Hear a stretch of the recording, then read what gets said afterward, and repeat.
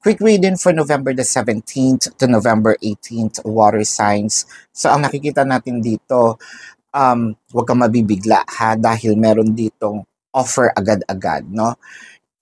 Para sa iyo, no? In your perception, ang bilis naman, no? In your perception, bakit naman ura-urada ngayon ako niyaya, ngayon ito nagsabi ng kung ano, no? Sa iyo parang kailangan mong gumawa ng isang quick decision, no? Pero yung sa perception niya, sa kanyang POV, no? Matagal niya itong plinano.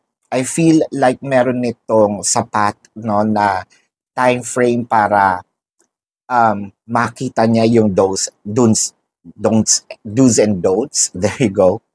Makita din niya yung pwedeng kakahinatnan nito. So meron nito mga plan A to Z na parang pag ginawa niya ito, okay, plan A, nag-fail up until, no? So plan B naman, up until makuha niya kung anong gusto niya. Which I feel like this is yung inyong union and harmony sa inyong connection. So this is your quick reading water signs for November the 17th to November the 18th. Predicting future is my purpose. Yelling the stars alive.